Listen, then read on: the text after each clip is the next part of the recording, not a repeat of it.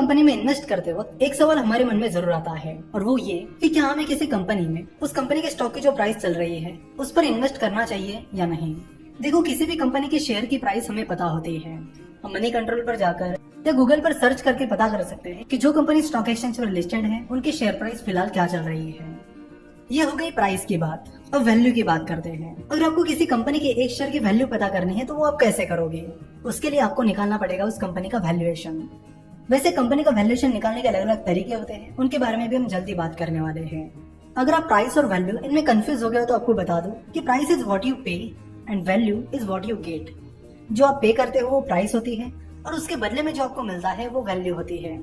अगर किसी स्टॉक की प्राइस कम है और वैल्यू ज्यादा है तो उसे अंडर वैल्यूड स्टॉक कहा जाता है।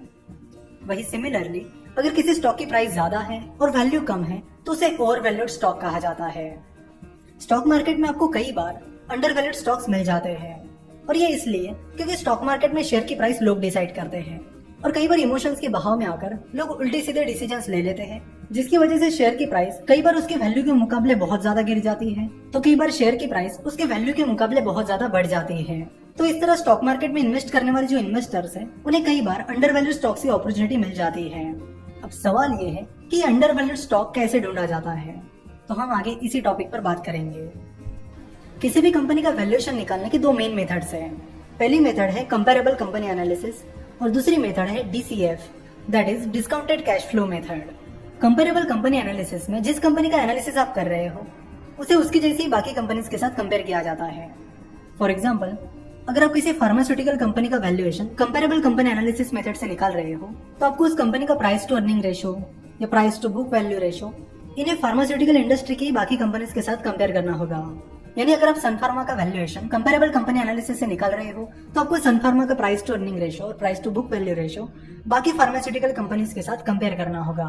एनालिसिस मेथड स्टॉक एक्सचेंज पर लिस्टेड कंपनीज का वैल्यूएशन निकालने के लिए उतनी इफेक्टिव मेथड नहीं है।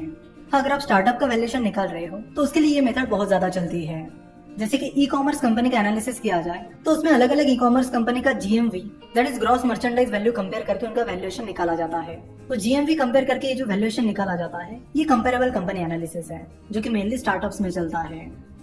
कंपेरेबल कंपनी एनालिसिस में ना ही कंपनी की इंट्रिंसिक वैल्यू निकाली जाती है, ना ही उसकी फ्यूचर ग्रोथ का कैलकुलेशन किया जाता है।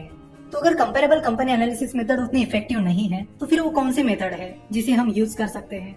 तो वो मेथड है DCF, that is discounted cash flow method. Discounted cash flow method में कंपनी की इंट्रिंसिक वैल्यू निकाली जाती है।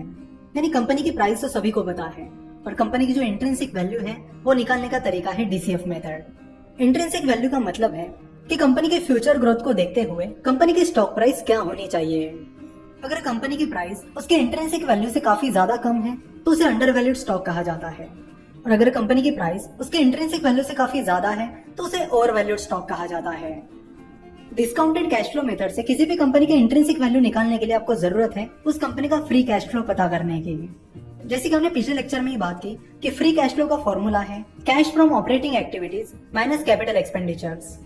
तो यहाँ पर हम DCF मेथड से ICICI सिक्योरिटीज के इंट्रिंसिक वैल्यू निकालने वाले हैं। तो उसके लिए सबसे पहले हमें ICICI सिक्योरिटीज का पिछले 5 से 7 साल का फ्री कैश फ्लो पता होना चाहिए, जो हमें निकालना पड़ेगा। तो यहाँ पर आप देख सकते हो ICICI सिक्योरिटीज के फाइनेंशियल ईयर 2018 का कैश फ्लो स्टेटमेंट।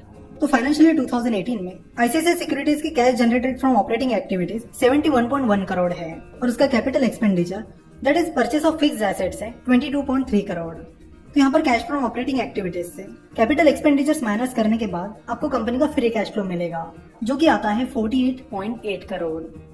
सिमिलरली आपको कंपनी के पिछले कुछ सालों का फ्री कैश फ्लो भी कैलकुलेट करना पड़ेगा। तो फाइनेंशियल ईयर 2017 में कंपनी का फ्री कैश फ्लो आता है 149.4 करोड़। फाइनेंशियल ईयर 2016 में कंपनी का फ्री कैश फ्लो था 212.5 करोड़। फाइनेंशियल ईयर 2015 में 199.4 करोड़ और फाइनेंशियल ईयर 2014 में 175.3 करोड़। तो ये है कंपनी का पिछले 5 सालों का फ्री कैश फ्लो। नाउ अब हम इन 5 सालों के फ्री कैश फ्लो का एवरेज निकाल लेंगे। एवरेज इसलिए कि कभी कभी रिसेशन के कारण या किसी और दिक्कत के कारण बीच बीच में कंपनी का परफॉर्मेंस अचानक से ज्यादा ऊपर या ज्यादा नीचे चला जाता है, तो उस फैक्टर को हटाने के लिए हमें एवरेज लेने की जरूरत है।